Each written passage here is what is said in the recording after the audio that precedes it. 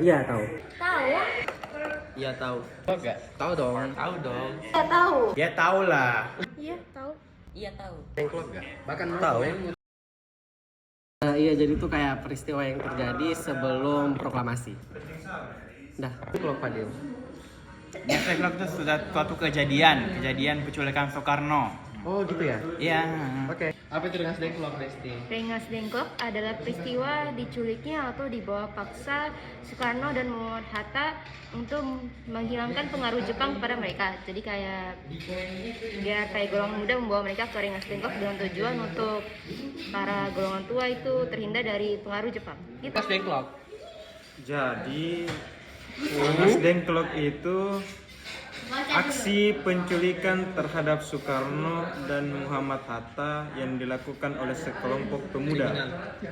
mari kita simak latar belakang yang terjadi sebelum mengetahui peristiwanya. Jadi terjadi perbedaan pendapat antara Soekarno-Hatta dengan para golongan pemuda.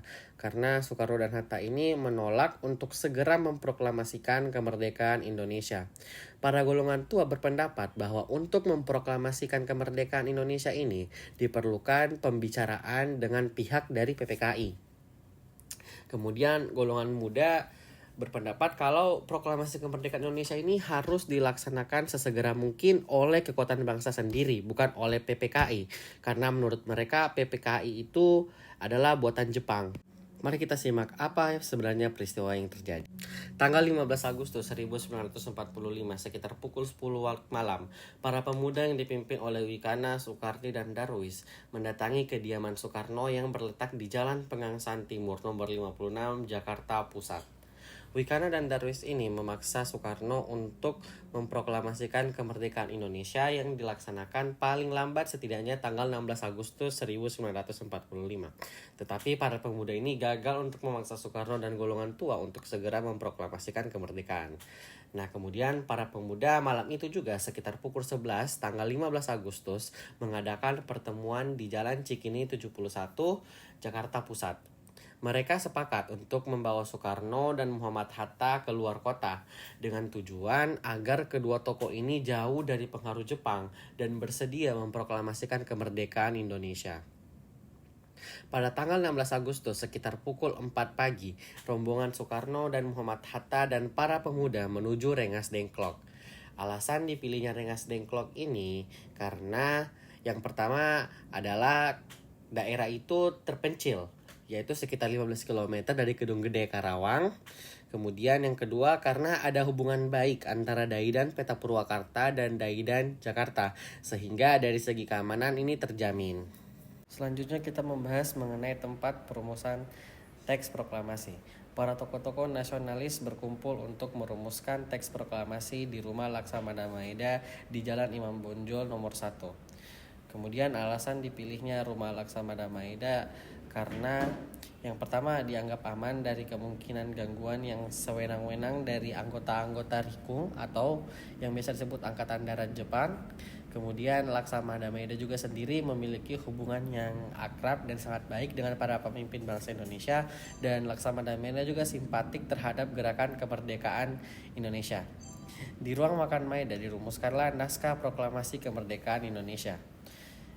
Soekarni, Sudiro, dan BM Dia menyaksikan Soekarno, Hatta, dan Ahmad Subarjo untuk membahas mengenai perumusan naskah proklamasi kemerdekaan Indonesia.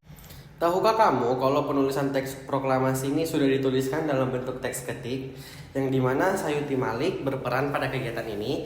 Dan fakta menarik lainnya bahwa teks proklamasi tersebut disusun ketika Soekarno dan para golongan tua sedang sahur, yang artinya teks ini disusun pada bulan Ramadan, kemudian dibacakan pada tanggal 17 Agustus 1945 di kediaman Soekarno yang pada hari itu bertepatan dengan hari Jumat 9 Ramadan 1367 Hijriah.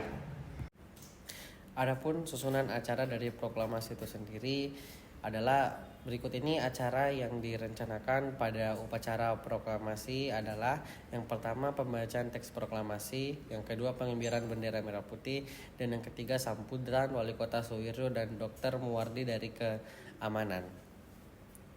Yang pertama, hari Jumat lagi tepat pukul 10 pagi, Soekarno dan Muhammad Hatta keluar ke serambi depan, di mana Soekarno mendekati mikrofon untuk membacakan teks proklamasi.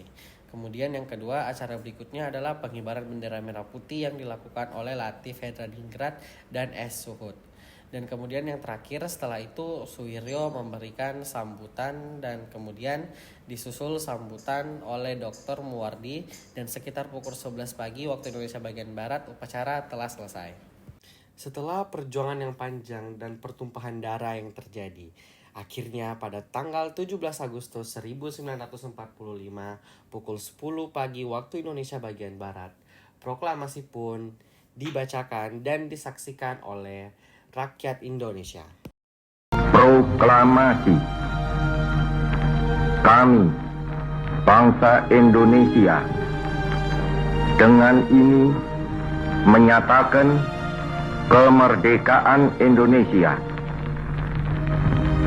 Hal-hal yang mengenai pemindahan kekuasaan dan lain-lain diselenggarakan dengan cara saksama dan dalam tempo yang sesingkat-singkatnya.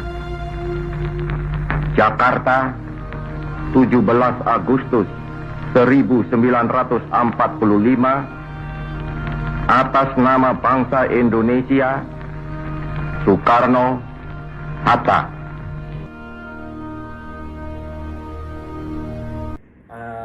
Pesan saya semoga anak muda Indonesia bisa terus berkarya dan terus menciptakan inovasi-inovasi baru yang mampu mengubah dunia ke jalan yang lebih baik. Apa pesan-pesanmu untuk golongan muda Indonesia?